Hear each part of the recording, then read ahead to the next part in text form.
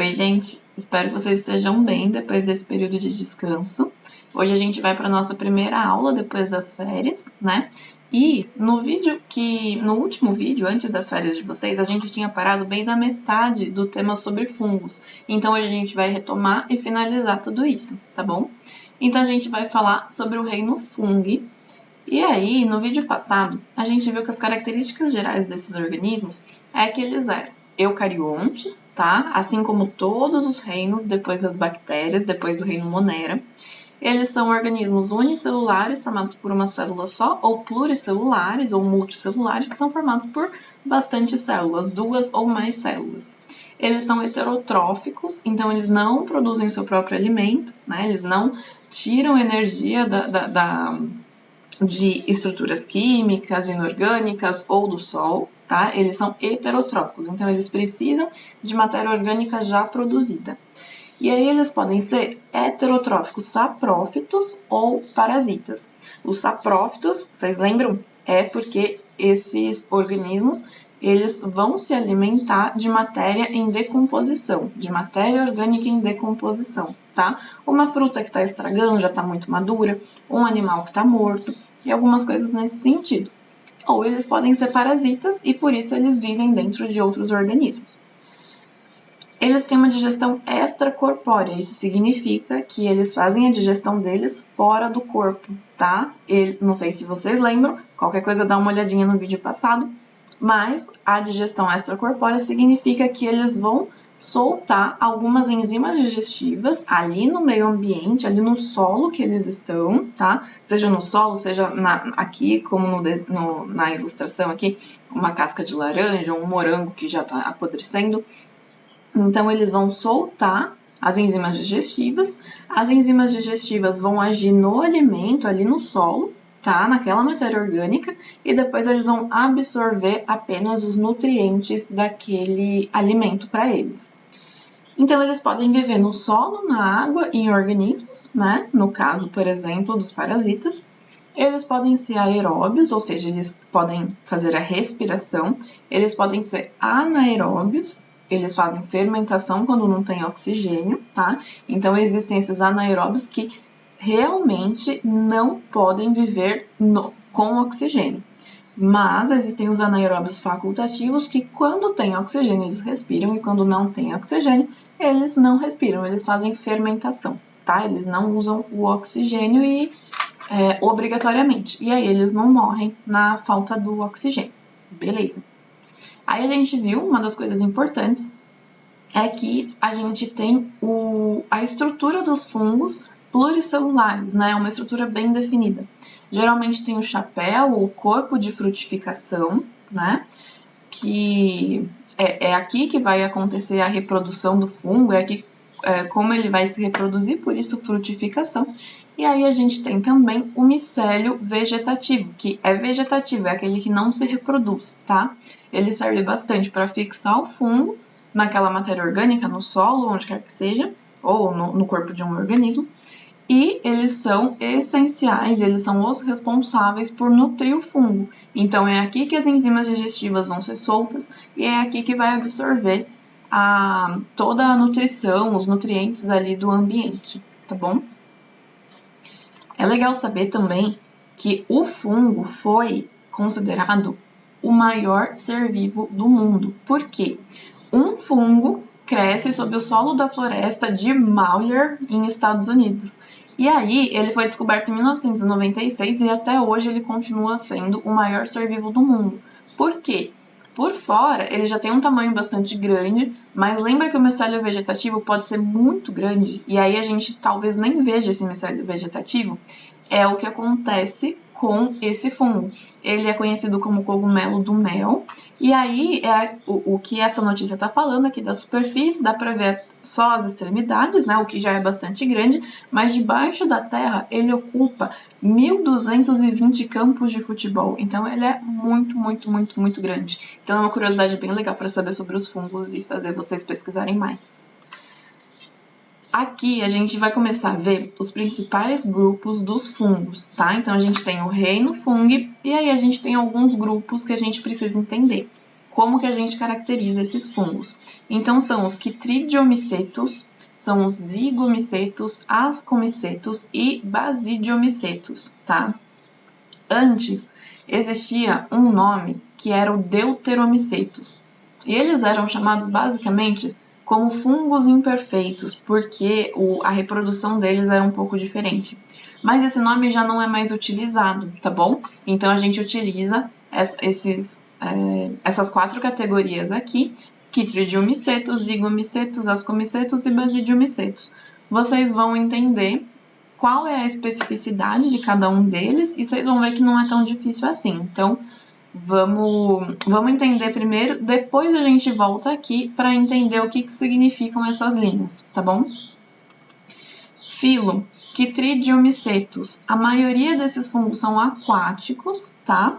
E aí a gente está falando dos fungos que são mais basais, tá? Eles são mais antigos, vamos dizer assim, eles estão mais na base ali da evolução dos fungos, beleza? Então, eles possuem esporos flagelados, porque eles são aquáticos, então eles precisam se locomover, não que eles nadem, né? Mas eles utilizam o esporo ali com a correnteza da água para ficar flutuando, para poder ser levado nesse ambiente de água, tá? Eles podem ser tanto unicelulares quanto pluricelulares.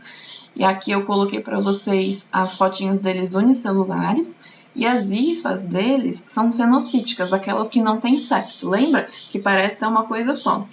Eles não formam corpo de frutificação, tá? Então, mesmo os pluricelulares ainda são bem pequenininhos, são bem microscópicos, porque eles não vão ser formados aí por milhões de células, vão ser formados por algumas células realmente. Eles possuem alternância de geração, que é aquela forma de reprodução que daqui a pouco a gente vê, e eles podem ser tanto saprófitos quanto parasitas, tá bom? Então, eu peguei aqui alguns exemplos deles, para vocês terem visualmente como esses fungos são. Aí o próximo grupo são os zigomicetos, tá? A maioria é terrestre, agora a gente já saiu da água, tá vindo para a terra. Maioria terrestre, possuem esporos que são flagelados. Da mesma forma que funciona os esporos flagelados aqui, vai funcionar os esporos flagelados na terra. Por quê? Tendo flagelo, esses esporos, quando bate um vento, vai poder ser levado pela correnteza, só que agora de ar e não de água, tá? Mas é a mesma função. Eles podem ser unicelulares ou pluricelulares, e esses pluricelulares também não formam corpo de frutificação, tá bom? Ainda fica, esses fungos ainda são bastante pequenos. Eles possuem hifas cenocíticas e eles podem ser saprófitos, parasitas, ou então eles podem ser mutualistas, que é aquela relação ecológica que nenhum dos organismos está se sentindo prejudicado, tá? E os zigomicetos, eles... Gente, aqui tá errado, tá? Aqui é um G, zigomicetos. E os zigomicetos, eles são geralmente conhecidos como o bolor negro do pão. Então, quando o pão de forma, o pão francês, está ali ficando fungado, ficando embolorado, todos os pontinhos pretos provavelmente são zigomicetos, tá? E eles são bem pequenininhos, então lembra a diferença? Por exemplo, desse daqui, desse maior ser vivo, ele tem realmente todo um corpo de frutificação, ele tem o chapéu, né? Aqui, nos zigomicetos, a gente já não consegue ver essa estrutura, mas existe sim a estrutura de reprodução, tá? Não esqueçam disso. Da mesma forma, aqui nos quitridiomicetos. Então, todos eles conseguem se reproduzir, mas não necessariamente formam um corpo de frutificação, tá? Todos eles, até agora, então os quitridiomicetos e os zigomicetos, vão soltar esporos, tá? Depois a gente tem um grupo que é um pouco mais evoluído, que são os ascomicetos, tá? Eles são o grupo mais diversificado dos fungos e eles compreendem basicamente 50% das espécies que existem. Então, metade dos fungos, das espécies de fungos existentes, são ascomicetos, e aí os outros 50% ali, né, a outra metade das espécies, são divididas nos outros 3 grupos, tá bom? Então, os ascomicetos são os mais diversificados, é bastante importante vocês lembrarem disso. Eles podem ser tanto unicelulares quanto pluricelulares, e as hifas já são septadas, tá? Então, elas têm aqueles septos, aquela divisão um pouco mais visível. Exemplos desses fungos, só para vocês lembrarem. Eles podem ser as leveduras, tá? Tá aqui. Então, são aqueles fungos que fazem fermentação e que aí podem fazer a fermentação alcoólica, né? Que vai gerar pra gente cerveja, vai gerar pra gente vinho, vai fazer o pão crescer, o bolo crescer. Eles são os bolores coloridos, então lá nos zigomicetos a gente falava de bolor negro do pão. Agora, quando o pão fica todo coloridinho, fica azul, fica verde, fica amarelinho ali, a gente provavelmente está falando de ascomicetos. A gente está falando também de trufas, que são fungos completamente comestíveis e é muito caro. Então, a gente está falando realmente ali como se fosse um cogumelinho, mas não é cogumelo, e vocês já vão entender por quê. A trufa é um ascomiceto, tá? É um alimento que a gente pega da terra e come, mas é um ascomiceto. São os ascomicetos também o grupo que tem a capacidade ali da formação de penicilina, tá? E eles podem ser também líquens.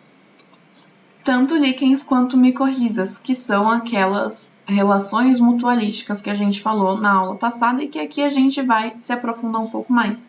Então, os líquens, tá? Que são geralmente os ascomicetos, eles vão se relacionar com as algas, tá? Lá do grupo protoctista, e aí eles vão ficar numa relação mutualística, de troca de benefícios. Então, o fungo vai ser beneficiado e as algas também. E como que isso acontece? Os fungos, eles vão ser beneficiados pela umidade que tem ali com a alga, tá? Então, a alga vai gerar uma umidade para o fungo sobreviver e o fungo vai gerar nutrientes para as algas, além de também gerar a sombra, gerar a fixação para aquela alga, tá? Então, a troca de nutrientes ali vai ser bastante grande também. Então, os líquens são bastante importantes para esses dois tipos de organismos. E aí, lembra que eles ficam ali no tronco das árvores, eles ficam fixos ali, tá? Mas eles não estão numa relação ecológica com a árvore em si. Eles estão só entre fungo e alga. Esse conjunto chama líquen e eles estão só apoiados nas árvores, tá? Nos troncos das árvores.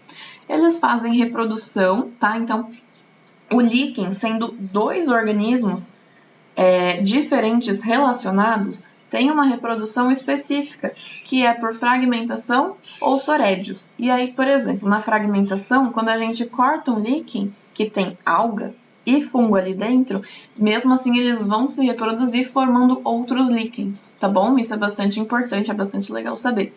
E eles também são bioindicadores, porque eles são altamente sensíveis à poluição do ar. Quando o ar está poluído, eles não estão lá no tronco da árvore, tá? Porque eles não sobrevivem quando o ar está poluído. Por isso eles são bioindicadores. Se você estiver andando, vê líquen ali numa árvore ou em várias árvores, você vai saber que aquele ar está relativamente puro, está relativamente livre de poluição, tá bom?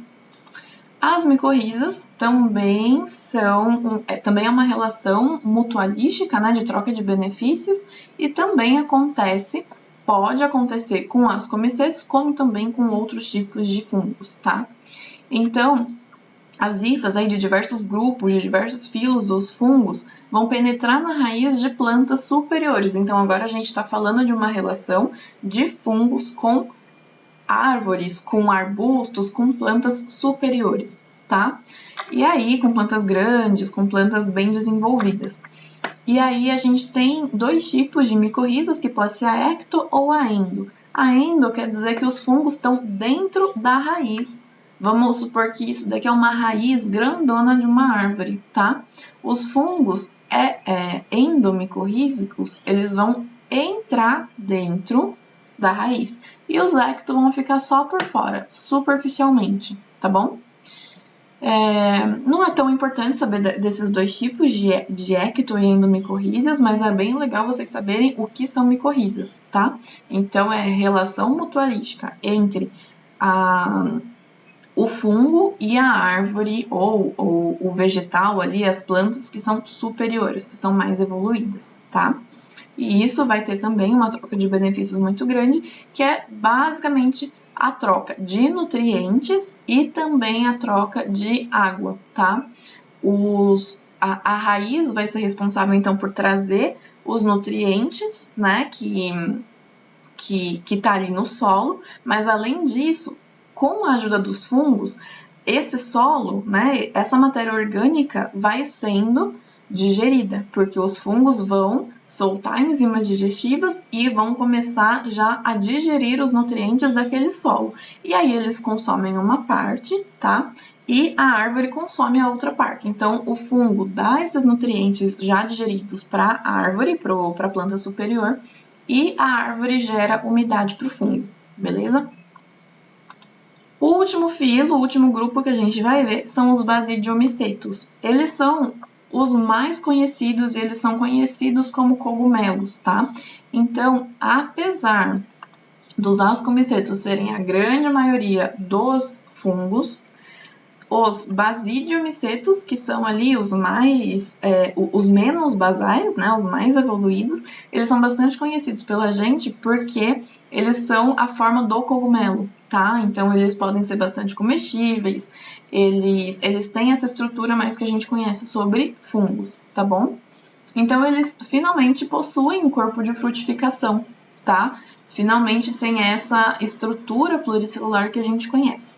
As hifas deles são septadas, tá? E, basicamente, o que vocês têm que saber, por enquanto, sobre esses filos é isso. Aí, a gente só vai voltar aqui nesse esquema para vocês entenderem o que são essas linhas, lembra? Então, a gente tem aqui, vamos pensar que uma origem dos fungos, tá? O que são características gerais para todos esses 4 filos? Eles têm hifas para a organização do corpo, então eles não têm corpo de frutificação, eles têm hifas organizando o corpo, é geral para todos. Eles têm quitina, tá? Por isso que são células bastante rígidas. Eles fazem reprodução e aí eles geram esporos nessa reprodução, então todos eles fazem isso. Eles possuem a reserva de glicogênio e não de amido, lembra? Por isso eles não são plantas. Isso foi uma coisa bastante importante do vídeo passado. Então, eles têm essa reserva energética de glicogênio. Eles fazem decomposição e absorção dos nutrientes fora do corpo, tá? Então, isso daqui é igual para todos os fungos. E aí, o que difere? Lá nos quitridiomicetos, os esporos são flagelados, então eles são chamados de zoósporos, tá? Isso daqui, ó, tá vendo que vem uma linha para a esquerda e uma linha para a direita? Isso significa que aqui já começa a diferenciação. Os quitridiomicetos têm esporos flagelados, tá? E a partir dos zigomicetos, ascomicetos e basidiomicetos, a gente não tem esporo com flagelo, tá? E aí, zigomicetos, esporos sem flagelo. Ascomiceto e basidiomiceto, esporos sem flagelo. Mas aí qual que é a diferença entre ascomiceto e basidiomiceto? É que nos ascomicetos existe uma forma ali de reprodução, de estrutura reprodutiva que chama ascósporo e o outro chama basidiósporo. Tudo isso a gente está falando de esporos, mas aí tem algumas similaridades que a gente vai ver em seguida, tá bom? Então, só para vocês entenderem por que que esse daqui é o mais basal e por que que esse daqui é o menos basal, beleza? Então, vamos entender a reprodução dos fungos. Existem os 2 tipos de reprodução, que é a reprodução assexuada e a reprodução sexuada. Na assexuada, existe um tipo de reprodução que é o brotamento, tá? Então, em um fungo, em uma célula, por exemplo, uma só, então unicelular, um fungo unicelular, pode começar a formar um broto, tá? E esse broto, ele vai poder se destacar, formando, então, 2 células ou não. Ou esse broto vai continuar grudado, tá? Grudadinho ali em uma única célula, tá? Formando o clone dessa célula. Então, por isso o brotamento. Forma um broto e aí ele pode se destacar ou não, beleza?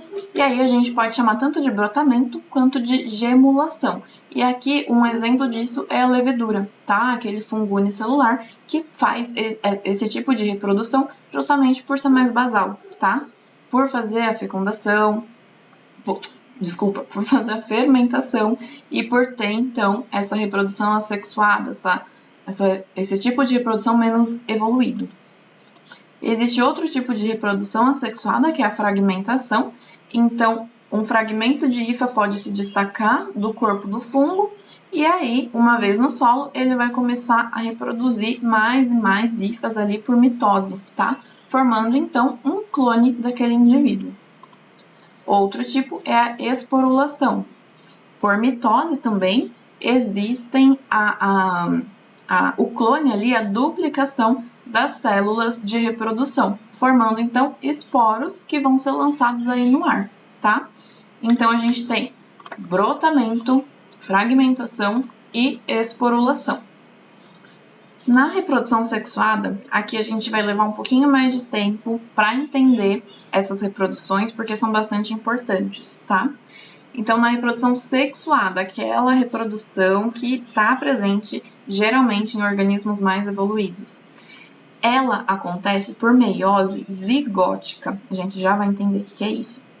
Nos grupos zigósporos, ascósporos e basidiósporos, tá? Naquele grupo menos basal, naquele filo menos basal, que são os quitridiomicetos, os zoósporos, né, que são aqueles esporos flagelados, eles são gerados por mitose. Então, vamos entender o que é uma meiose, o que é uma mitose e, além disso, o que é uma meiose zigótica, que é bastante importante para os fungos, tá? A gente tem que lembrar que os fungos fazem meiose zigótica. Vamos entender isso. A mitose e a meiose normal, que a gente vai chamar de gamética, elas são esses processos. Vamos ver. A mitose, o que vai acontecer? Um organismo, tá? Uma célula que é 2N, ou seja, que tem toda a carga genética completa, tá? É isso que significa, simplesmente isso. São células que têm carga genética completa. Então, vamos esquecer fungo agora, vamos pensar no nosso corpo. Vamos pensar que eu, ser humano, tô vendo uma célula da minha pele, tá? A minha pele constitui o corpo, certo? Da mesma forma que se eu estiver olhando para uma célula do meu osso ou uma célula do meu músculo, tá? Eu tô falando de uma célula 2N com carga genética completa. Isso significa que a gente tem, por exemplo, 46 cromossomos, beleza? Seres humanos têm 46 cromossomos em células que a gente vai chamar de completas. Vamos deixar bem simples por enquanto, depois vocês vão entender um pouco melhor. Então, células 2N são as células completas, beleza? Eu tenho célula 2N que vai duplicar toda a carga genética, então, beleza, elas são 2N, elas têm a carga genética completa, mas mesmo assim eu vou duplicar essa carga genética porque essa célula depois ela vai se dividir no meio. E aí, de uma célula vão ser formadas duas que têm a carga genética completa, 2N e 2N. É isso daqui que está acontecendo. De uma célula só, existe a duplicação de todo o material e aí formam duas células. Fechou? Isso é a mitose. Por isso que a gente cresce. Por isso que a nossa pele vai esticando conforme os nossos ossos crescem. Por isso a gente tem músculo em todo o corpo. Porque essas células completas, elas vão sendo reproduzidas, tá? Então, quando a gente se machuca, abre um cortezinho aqui, por que a nossa pele se recupera? Porque o nosso corpo vai lá, faz mitose e aí a célula da pele vai sendo reproduzida e vai lá preenchendo aquele corte, aquele machucado, por exemplo. A meiose já é diferente. Meiose, vocês têm que lembrar que é meio. Vocês têm que lembrar que não é uma célula completa, tá? Então, o que está acontecendo? De uma célula completa, beleza? 2N, a gente vai dividir no meio. A gente vai formar células que só tem um N, ou seja, que tem metade da carga genética, tá? Então, de uma célula 2N, a meiose forma 4 células 1N. Isso significa, por exemplo, na meiose gamética, que os gametas estão sendo formados, então o espermatozoide, o óvulo. Por quê? Lá na fecundação, pensa em nós humanos, lá na fecundação, quando tem um óvulo mais um espermatozoide, não junta para formar um bebê? Então é isso que está acontecendo. É um espermatozoide que tem 23 cromossomos, se a nossa célula completa tem 46, o espermatozoide tem 23, o óvulo tem 23, e por isso dá 23 mais 23, 46 quando acontece a fecundação. Por isso que eu deixei esse desenho aqui para vocês. Dando 46 cromossomos, o que vai acontecer? O material genético do pai com o material genético da mãe vão se misturar, vão dar esses 46 cromossomos, e aí vai ter a reprodução sexuada, a reprodução de animais e de alguns seres vivos superiores, né, alguns seres vivos mais evoluídos, que vai realmente, ao invés de fazer clone, vai passar a descendência genética para a próxima geração. Tá? Por isso que a reprodução sexuada é bastante importante, porque aí sim que acontecem todos os processos evolutivos, tá? Deu para entender? Então, mitose, a gente tem o clone das células, tá? Basicamente isso, de 2N forma 2N. Na meiose, a gente tem uma célula 2N que forma 4 células com metade da carga genética e por isso acontece a fecundação. Fechou? Então, a gente está falando de tudo aqui gamético, tá? Porque forma gametas. Agora, é basicamente isso daqui, ó. Um organismo 2N, tá? Então, eu, como ser humano, tenho pele 2N, tenho tudo 2N. Só o meu sistema reprodutor tem gameta, correto? É isso que a gente sabe. Então, o organismo 2N vai passar por uma meiose, né? Ali na parte reprodutora, no meu caso, o útero, num homem, o testículo, tal, toda aquela parte reprodutora, beleza. Ali vai acontecer a formação de gametas, e esses gametas acontecem ou são gerados por meiose. Então, de organismo 2N, agora a gente tem células N, tá? E são formadas 4 células 1N, beleza. Qual que é a diferença agora para a zigótica? Da zigótica, a gente tem uma coisa muito, muito diferente.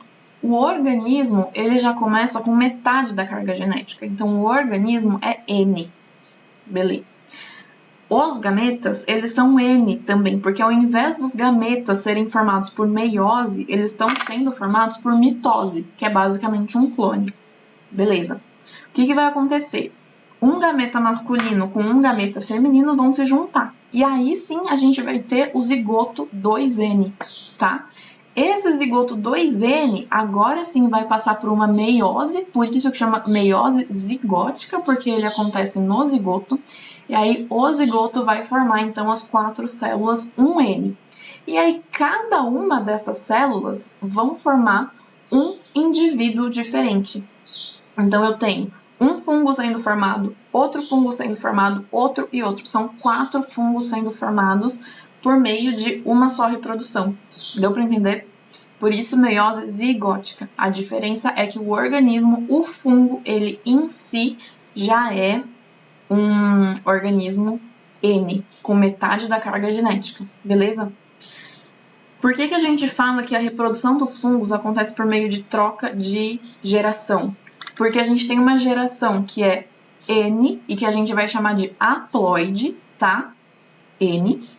E a gente tem uma geração, que é essa daqui do zigoto, que é 2N, que a gente chama de diploide, di2, tá bom? Então, diploide. Por isso que a gente fala que existem trocas de gerações. Um organismo haploide vai gerar um organismo diploide e o organismo diploide vai gerar um organismo haploide, beleza? É isso, é fácil. E aí, quando vocês virem, então, alguns desses ciclos aqui, vocês vão falar, os fungos têm reprodução por meiose zigótica. E aí vocês vão entender tudo. É simples. Vamos lá. Zigomicetos, tá? O que acontece nos zigomicetos? Vamos começar por aqui. Eles, esporos, tá? Que estão aqui no ar, tal, eles caem no solo e vão germinar. Esses esporos são N, são haploides. Beleza. Germinou, formou aqui um micélio, esse micélio formou uma haste ali para que aconteça a reprodução, tá? E o que vai acontecer? O que vai acontecer? Aqui existe o fungo feminino e o fungo masculino. Os gametângios, ou seja, onde os gametas são formados, eles vão se juntar, e aí nessa junção gera a fecundação, que aí vai gerar, olha só aqui, o organismo ou o zigoto 2N, tá? Beleza, tudo isso que a gente viu ali nesse esqueminha aqui. Formando esse zigoto 2N, o que vai acontecer? A meiose zigótica. A meiose zigótica vai fazer com que esse zigoto 2N forme esporos N, 4 esporos N. Cada uma das células do zigoto forma 4 esporos haploides, beleza? E aí esses esporos então vão cair no solo e aí a gente fecha o ciclo. Vão cair no solo e vão formar o fungo completo. Vão formar um micélio vegetativo, a haste ali de reprodução e tudo isso volta a acontecer. Com a haste de reprodução, o fungo vai poder se reproduzir, formar o zigoto, partir esse zigoto no meio, por isso meiose, né? Então eles vão dividir a carga genética da célula e vai formar esporos tudo de novo. Por isso troca de gerações. Nos ascomicetos é uma coisa muito parecida, tá? Tá acontecendo o mesmo processo aqui. Mas o que a gente tem que prestar atenção? Beleza, o zigoto é diploide, então 2N, ele vai passar para uma meiose zigótica, tá? E aí vai formar todos os esporos que são haploides, tá? Esses esporos são chamados aqui nos ascomicetos de ascósporos, beleza? Esses ascósporos, o que acontece? Eles são liberados no solo, tá? Ali no ambiente. Eles vão germinar. E o que vai acontecer quando eles germinam? O que é germinar? É basicamente fazer mitose. Então, de uma célula N, agora a gente tem várias células N, tá? Várias células haploides. O que vai acontecer? Os micélios, o feminino e o masculino, e aqui uma coisa bastante importante. No fungo, tem bastante autores que não chamam de masculino nem feminino, tá? Vamos chamar de negativo e positivo, porque negativo e positivo se atraem, tá? Então, a gente não fala em sexo pro fungo, a gente fala em hifas positivas e hifas negativas, tá? Aqui a gente tem uma hifa verde, uma hifa vermelha, então eu vou chamar essa daqui de negativa e essa daqui de positiva, beleza? Então, os micélios negativos se juntam com os micélios negativos e aí forma uma coisa muito importante, que é a hifa dicariótica, tá?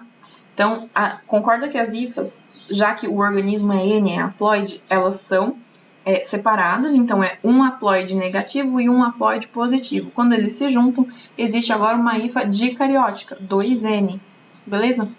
Essa hifa dicariótica vai continuar ali formando um só indivíduo. E aí forma o corpo de frutificação dos ascomicetos, que é chamado de ascocarpo. E é aqui que vai acontecer a diferenciação ali para que se forme o zigoto. Então, o que acontece? A hifa dicariótica, tá? Ela é dicariótica porque ela tem a carga genética completa, acabei de falar para vocês, 2N. Mas a gente chama de diploide quando a gente está falando de 2N. A dicariótica significa que tem 2 núcleos, porque cariótica cárion é núcleo, tá bom? Então, uma hifa dicariótica vai juntar o núcleo positivo com o núcleo negativo dentro de um septo. Por isso, olha só, fica N mais N, tá? Isso daqui ainda não é 2N. Vamos entender, então.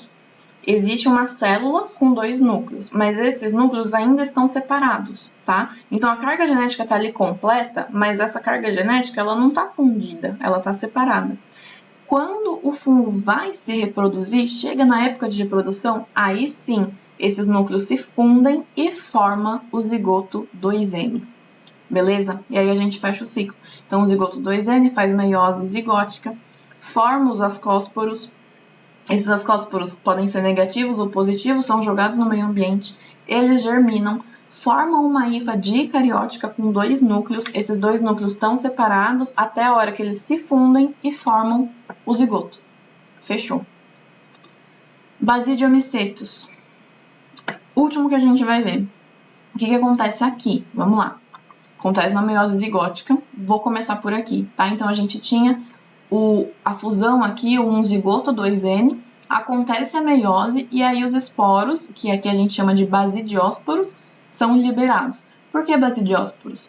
Porque eles ficam aqui num corpo, numa estrutura que parece um basídio. É isso. Essa é a explicação, tá bom? Parece um conezinho, assim. Vamos lembrar de cone.